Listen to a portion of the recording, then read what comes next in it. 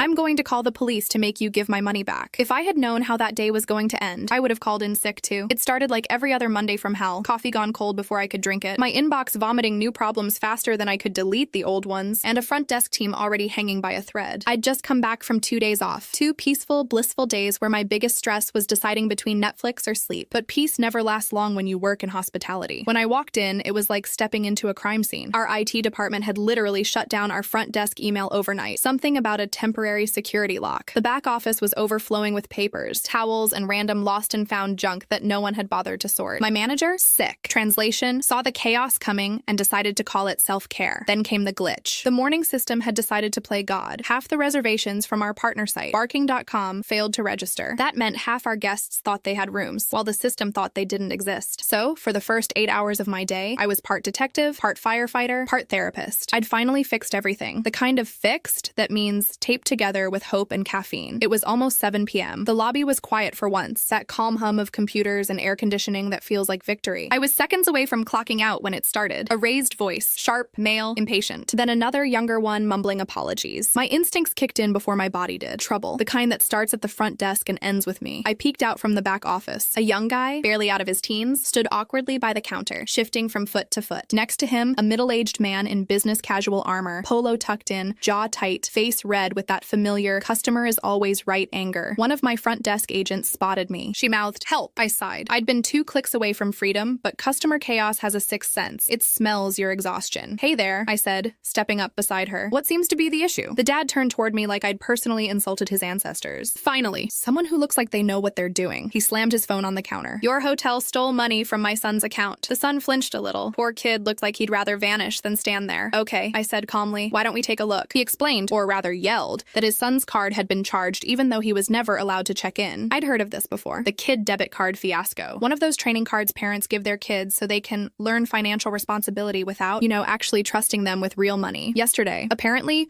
the kid had come alone to check in. The card got declined. The mom called, said something about helping him adult, but also asked if we could make sure he had $10 left for dinner. $10 for dinner in 2025 at a hotel. I couldn't make that part up if I tried. "Okay," I said, scanning our payment logs. "Here's what I see. There was one attempted transaction yesterday for $300. It was declined by the bank. Nothing went through. If you're seeing a pending charge, it's just a temporary hold. It'll drop off in a couple of days." He didn't even let me finish. "That's not true," he barked. "You did take the money? Right here. Look." He jabbed his phone in my face, showing me a banking app that said $281 pending. "I understand," I said, keeping my tone steady. "Sometimes, depending on the card issuer, the hold amount can differ slightly. But oh, don't give me that crap," he snapped. "I know how banking works." He whipped out his own phone like he was presenting evidence in court. "See these transactions? All the same amount as the charge. Always. So you're lying." I paused. There's a moment in every front desk interaction where you realize logic just left the building. This was that moment. I took a slow breath. "Sir, I promise you, we don't control how your bank handles holds. We haven't received any payment. I want my money back." "Sir, there's nothing to refund. Then maybe the police can make you do it." The kid's face turned beet red. He whispered something like, "Dad, maybe it's fine," but the man cut him off, raising his voice even higher. People in the lobby turned to look. I've seen angry customers before. Drunk guests, entitled guests, even one who tried to bribe me with concert tickets once. But this one was different. It wasn't just anger, it was ego. He wanted to win. Finally, I slid a printed receipt across the counter. "Here," I said quietly. "Proof the charge was declined. You can show the officer if you'd like." For a split second, he didn't know what to do. Then he grabbed the paper, crumpled it in his fist, and stormed out, throwing over his shoulder. "You'll be hearing from me!" The glass door slammed behind him. Silence. The kid lingered a second longer, looking at me like he wanted to apologize but couldn't find the words. Then he just followed. I stood there exhaling, the hum of the air conditioning swallowing the last echo of the man's voice. And in that moment, one thought cut through everything else. I really don't get paid enough for this. But hey, at least I was getting time and a half. If you enjoyed this story, give it a like and tell me in the comments. Where are you listening from, and what time is it there right now?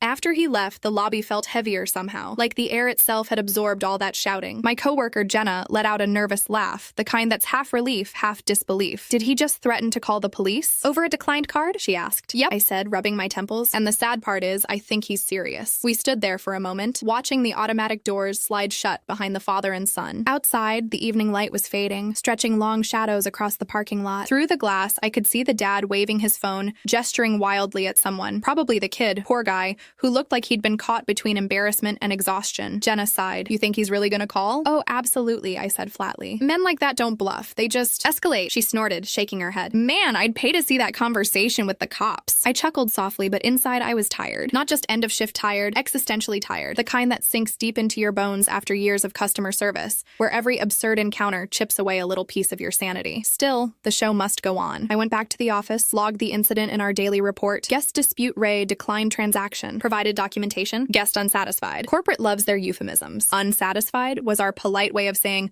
screamed at staff and made everyone want to quit. By the time I finally clocked out, it was almost 8 p.m. I locked the office door, grabbed my bag, and stepped outside into the cool night. The air was crisp, almost calming. My car was parked near the far end of the lot, under a flickering streetlight that buzzed like it was on its last breath. As I walked, I caught sight of a familiar figure standing by the sidewalk. Him, the dad, still there. He was on the phone, pacing back and forth, his voice cutting through the quiet. Yes, officer, that's correct. They took money from my son's account and refused to refund it. I stopped mid-step. He actually did it. The kid stood beside him, staring at the ground, hands shoved in his hoodie pockets. Even from a distance, I could see the tension in his shoulders. That silent, universal posture of a child who's old enough to know better, but still trapped under the weight of their parents' pride. I ducked behind a line of cars, listening just long enough to confirm what I already knew. He was trying to get an officer dispatched to our hotel. For a moment, I felt that familiar mix of irritation and pity. Part of me wanted to go back, to reason with him, to explain, again, how banking systems work. But what was the point? Some people didn't come looking for truth. They came looking for validation. So I drove home. The drive was quiet, the kind of silence that makes your mind wander. I thought about that kid, about how humiliating it must have been, standing there while your dad made a scene over a few $100s. I wondered if he'd eaten dinner the night before, or if he'd spent the night in his car. There's something sad about watching someone fail at adulting while their parents hover like malfunctioning helicopters, trying to control everything except their own behavior. By the time I pulled into my driveway, the absurdity of it all had almost turned funny. Almost. I told myself that was the end of it. I'd done my job, kept my cool, survived another episode in the never-ending sitcom that was hotel life. Tomorrow would bring new problems, overbookings, broken AC units, maybe a drunk wedding party or two. But for tonight, I was free. Except I wasn't. The next morning, when I walked back in, Jenna was waiting behind the desk with a grin that told me exactly what I didn't want to hear. Oh, you're gonna love this, she said, sipping her coffee. What now? Guess who actually called the cops last night? I groaned. You're kidding. She slid a note across the counter and a printed incident report. Apparently around 8:30 p.m., local police had shown up at the hotel,